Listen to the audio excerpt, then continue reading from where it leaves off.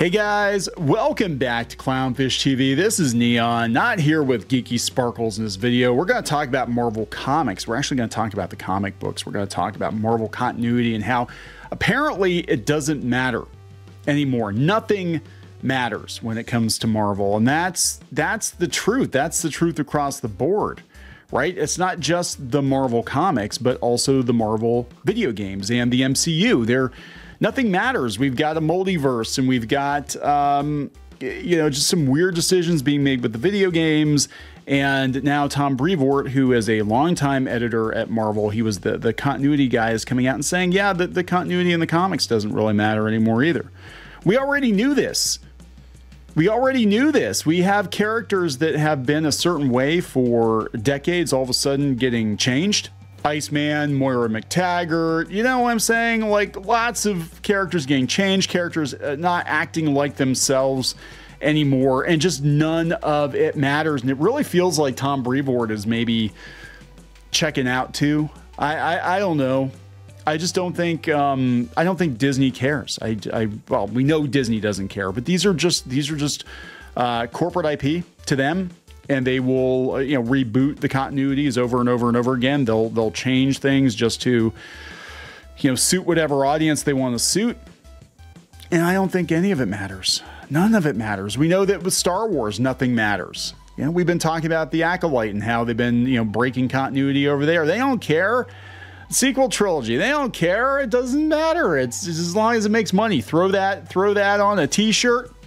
And we're going to make some money, and then, when people get tired of it, we'll change it up again and throw another design on a T-shirt. That's really all they care about at Disney. That's what they care about. So why should we care? Why should we as consumers care if they don't even care?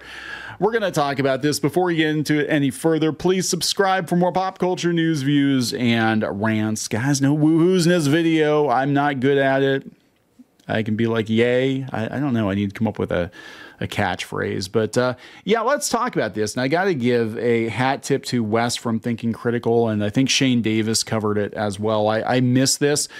It's just part of a bigger conversation about Marvel under Disney. And we didn't do a separate video on this. But Sweet Baby Inc. has its meat hooks into Jean Grey. It's looking a little older. She's looking pretty rough these days. I guess if you've been killed and you've come back as many times as she has, you'd look a little haggard too. But God, Wolverine looks like he's about 25 and she looks like she's about 55. God, mom bod going on there. Yeah, so let's, it doesn't matter, does it? It doesn't matter. They're going to reboot it anyway. So let's talk about this, right? There's a couple of things going on here. Tom Brevoort has a Substack. He's been posted on Substack, and he's been talking about the continuity of Marvel. Now, when I read Marvel heavily back in the day, when I was a kid and a teenager or into my early 20s, I was very big into Marvel Comics, a lot more than DC. I would pick up Batman, occasionally Superman if something major was going on. Remember the red and blue Superman thing? Yeah, that was weird. But for the most part, I was definitely Marvel and indies and also Batman. That's what I read.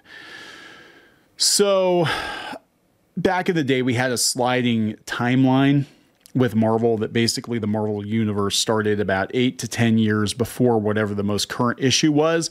And they were pretty good about it. And I mean, I guess it's easy to keep track of continuity when your universe is only 20, 30 years old. And in the 80s, it would have been, 20, 30 years old, 90s.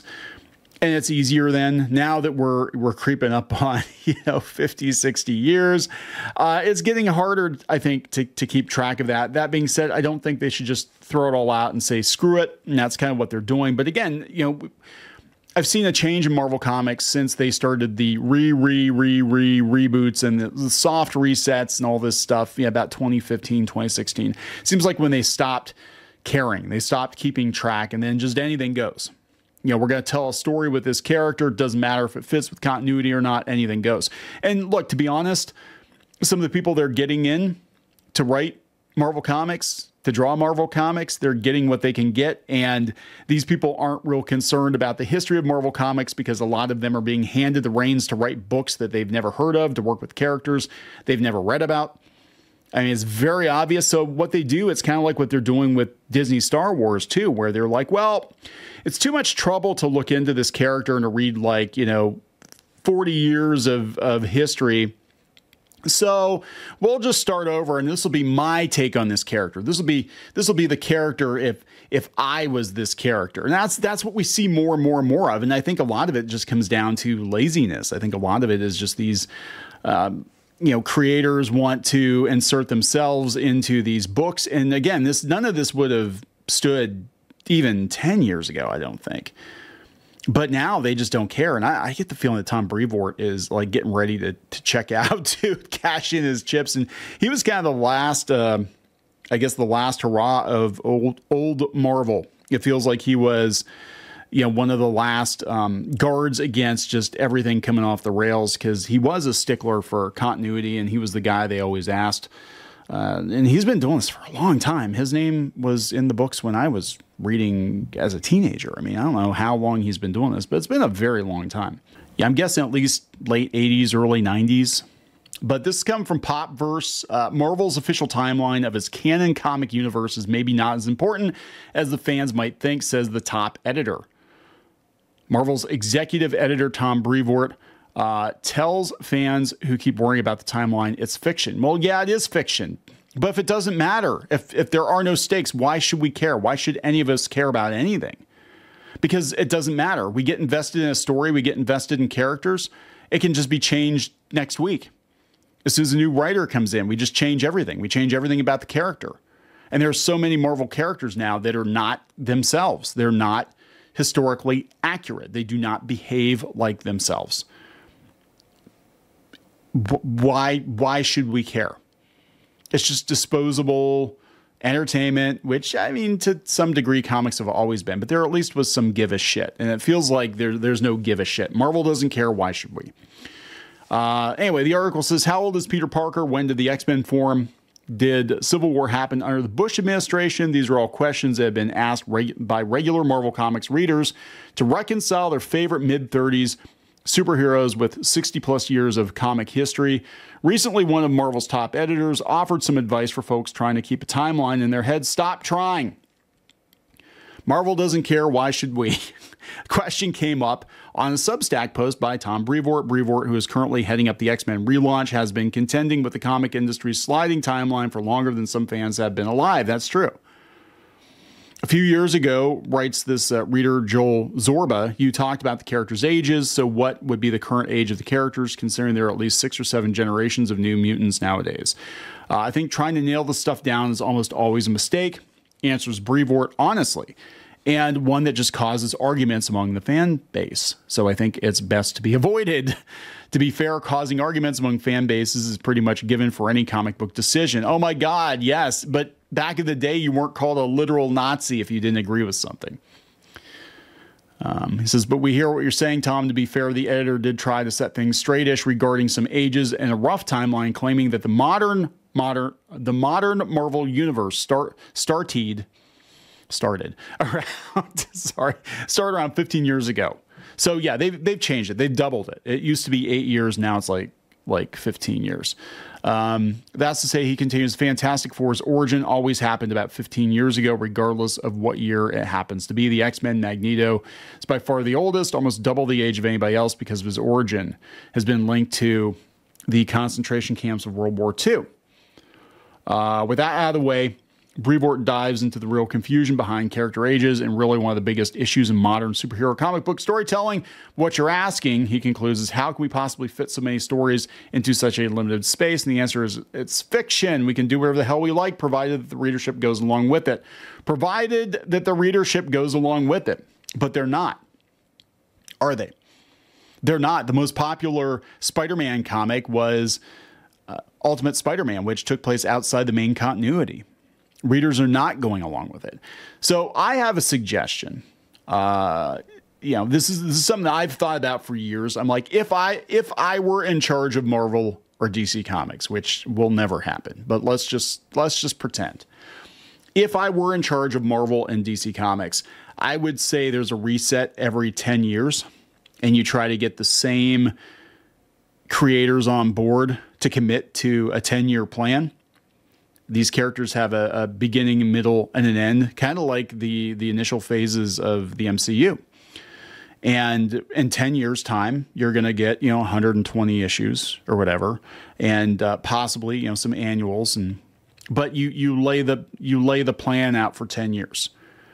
And then you lead up to, you do your big event at the end of 10 years, and then you reset the universe.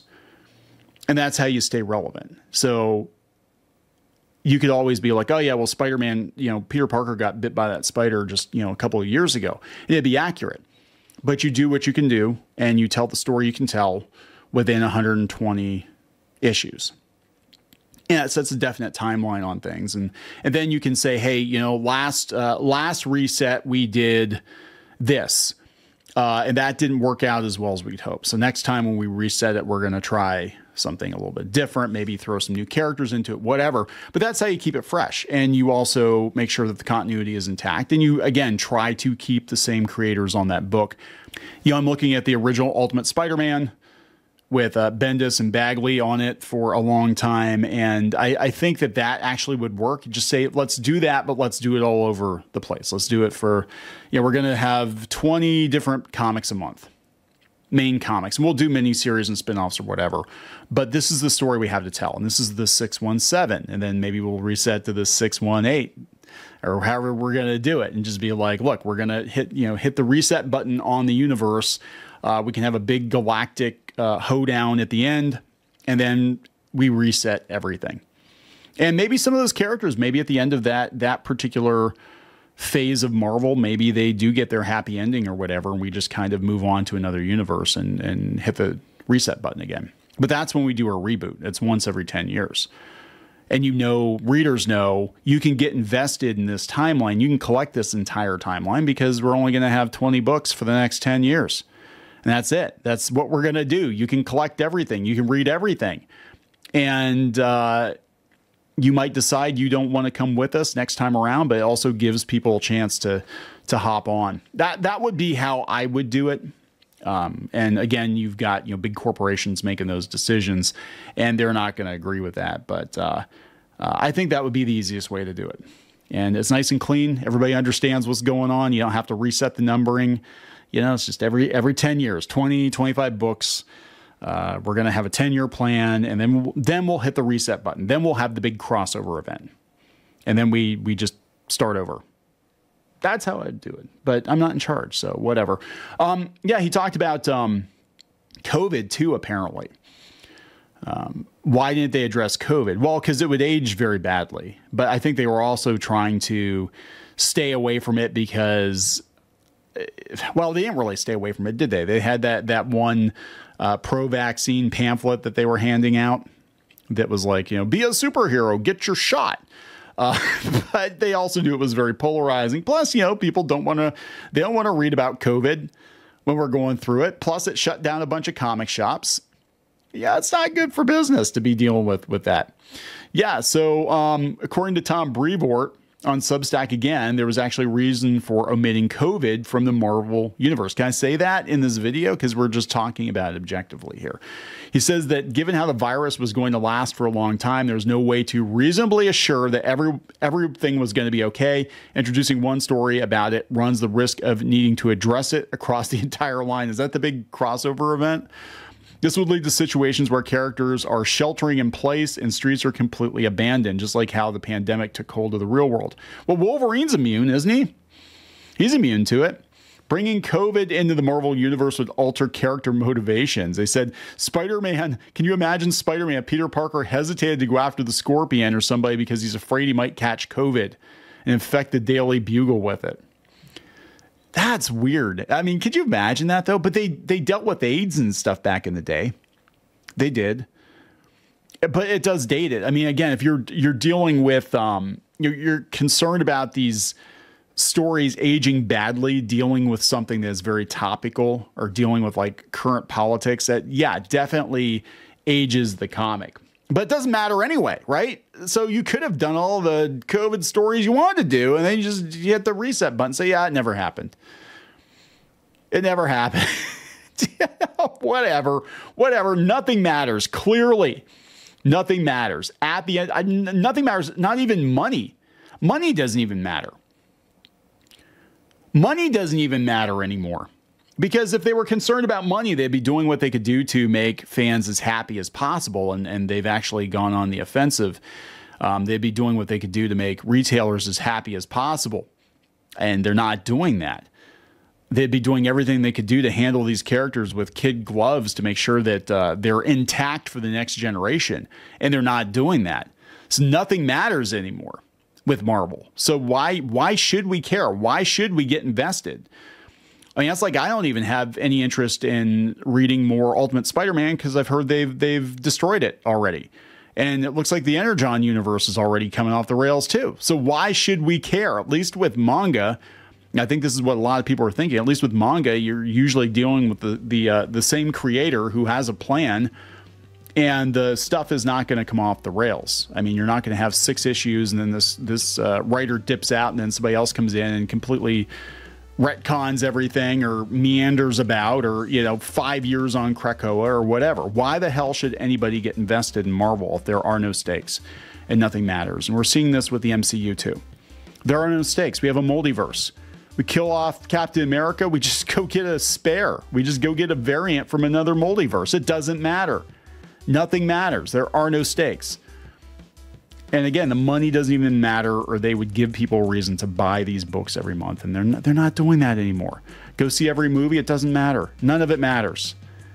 It's just all that matters to Disney is just siphoning as much money out of people's pockets as they can. But they're actually, creating anti-money, an anti-money scenario where you're doing everything wrong. And so people aren't giving you their money anymore like they were. And you could be making a lot more money on your comics, and you could be making a lot more money on the MCU, and you could be making a lot more money on your video games. But nothing matters. So why should we care? That's kind of where I think people are at with a lot of things. Star Wars and all that. They're just like, yeah, why should we care? Because nothing matters. There are no stakes. And I'm going to go find something else to do. I'm going to go touch grass. You told me to go touch grass, right? That's what we're going to do. So I'm going to wrap it up. Please subscribe. We will talk later.